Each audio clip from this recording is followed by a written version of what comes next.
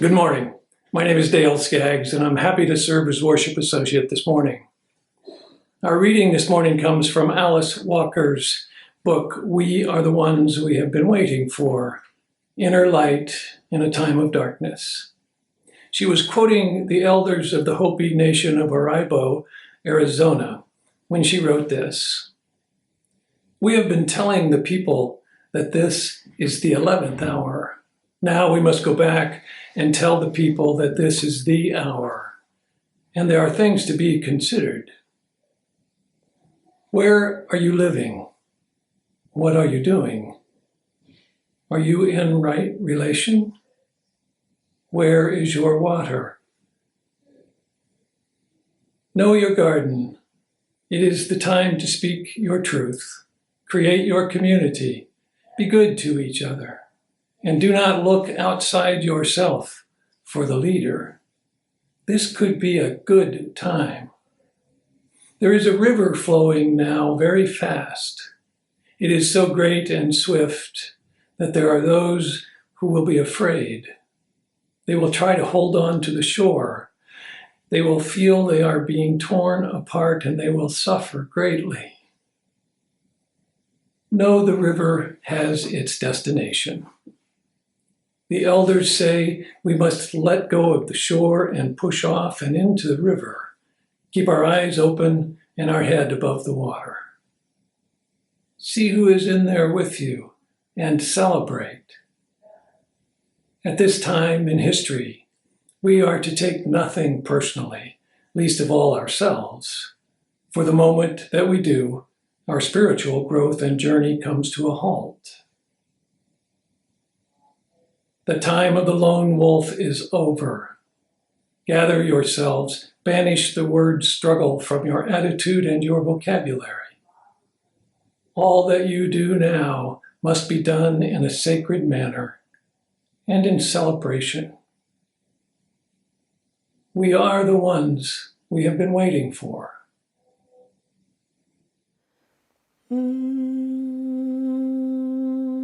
Circle round for freedom,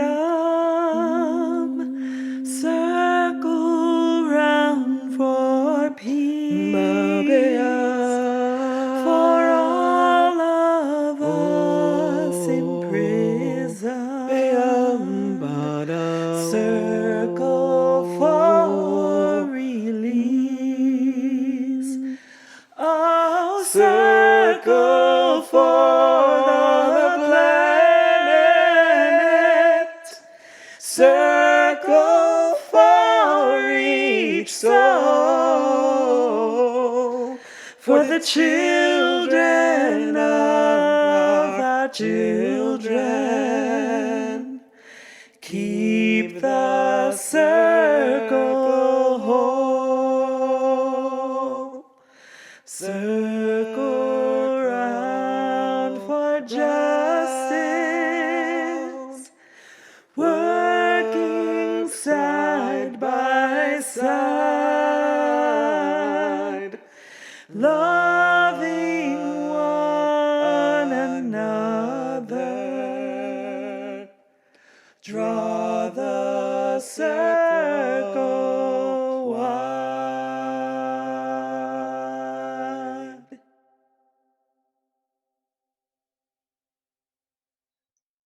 Good morning.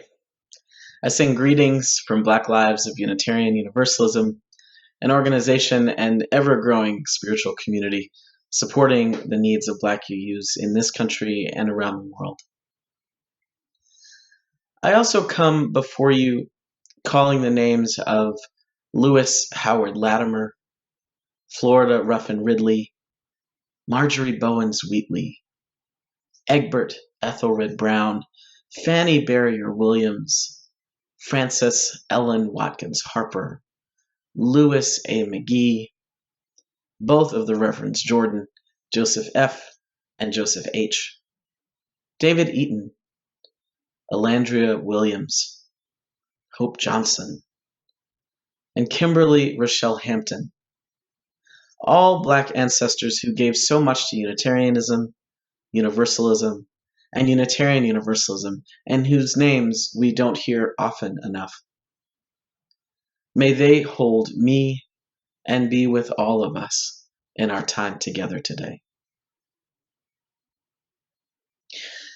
Since 2017, Zoom has been at the heart of ministry for me. Blues Spiritual Community has been a national and global community since its inception in 2015. There are Black UUs all over, and the only way to connect with all of us all at once is not to gather in one building, but to reach across miles and experiences from our little respective boxes here in Zoom. Blues Organizing Collective Board is made up of folks in New York, Massachusetts, Ohio, Georgia, here where I am, and Minnesota. Ours is a virtual office. I appreciate and value deeply who we get to be and what we get to build with hundreds of thousands of miles between us. And, as many Blue community members will attest, not being subjected to what we often experience in our predominantly white UU congregations it's a gift, to say the least. As commonplace as virtual gatherings became for us, it never occurred to me that there would ever be a time that we wouldn't be able to or allowed to gather for safety's sake. Enter a global pandemic.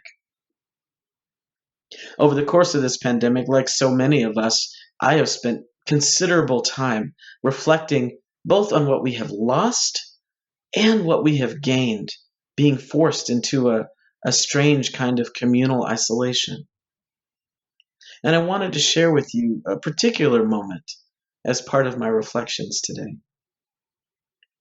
In December of 2014, I had the pleasure of participating in a winter solstice service at a local UU church in Boston. It was a beautifully lit and quiet gathering, warm, filled with the wonder that comes with sitting still and paying attention. Among other things, I read a poem by Pablo Neruda called Counting to 12.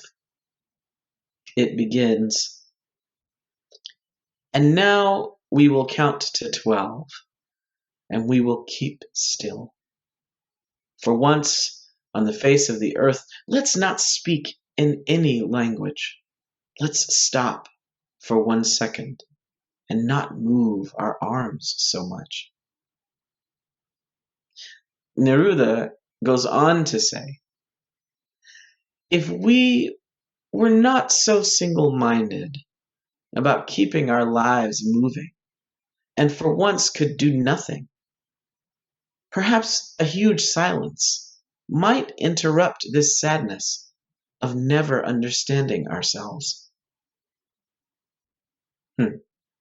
Perhaps the earth can teach us as when everything that seems dead and later proves to be alive. Now, as I understood it then, the charge that we were invited into by Neruda's words seemed clear enough. Slow down, take in your surroundings, and see what you find when you're not so busy trying to figure it all out. Clear enough, yes. But I found out within minutes of the service's conclusion just how not so simple that charge can really be, and just how much struggle there is. As I was meeting and greeting folks, someone approached, mentioned that she'd never seen me before. Now, for those of you who may not be familiar, to a Black person in a UU setting, that is often code for, "I don't usually see Black people here. Why are you here?" I offered up the usual list of affiliations. She seemed rather impressed at the time that I worked at First Parish Cambridge, but I could see in her eyes that she wasn't quite convinced. The service was not at First Parish, by the way. She then asked, "Well, Are you? It was a funny question to me. In most UU settings I've been in, the presumption is that I either am UU or I'm at least interested in learning more. But it gave me a golden opportunity to say out loud what I'd been trying on for size for a while at the time. I identified myself to her as a UU Christian. She chuckled ever so delicately, brushed off the notion with a wave of her hand, and she walked away from me without saying another word. Not so simple, indeed. In the opening pages of the UUA Commission on Appraisal's study, Engaging Our Theological Diversity, we find these words, and I quote, "What is indeed at the center of our faith? What is it that holds us together? To refuse the challenge and the opportunity afforded by the question, is there a unity in our theological diversity, is to back away from one of the most important issues affecting the UU faith today." Unquote.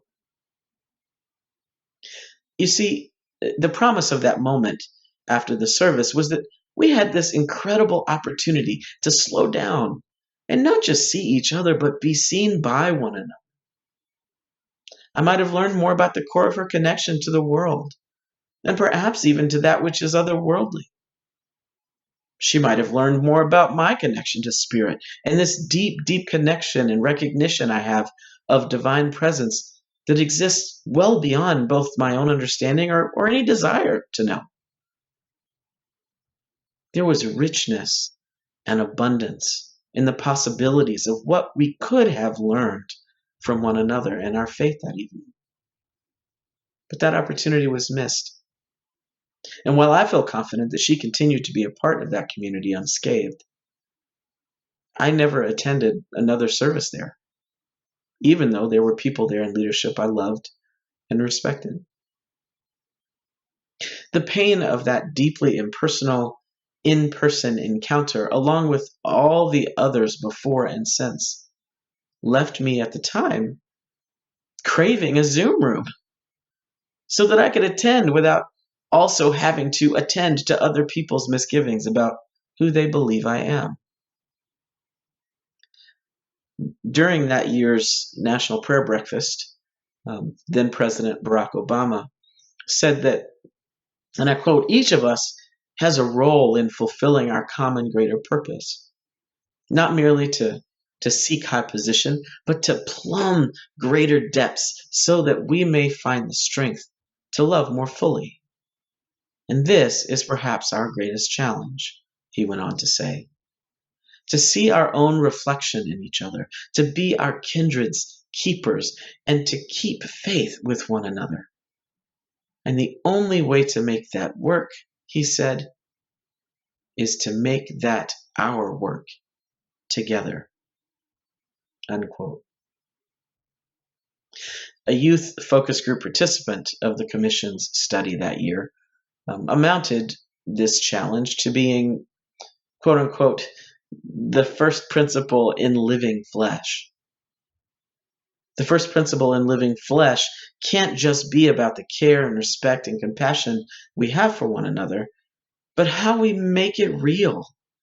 How someone brand new and someone more seasoned, with all of their available senses, will experience what they each care about, respect, and have compassion for.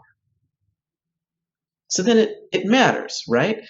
That we have a deeper understanding of what we all care about, what we each respect, and what we each have compassion for in the spaces that we find ourselves. What's your spiritual journey? Does a word like spiritual even resonate with you? If so, why is that? If not, why not? What preconceived notions about faith and connection do you have about people who are or are not at all like you?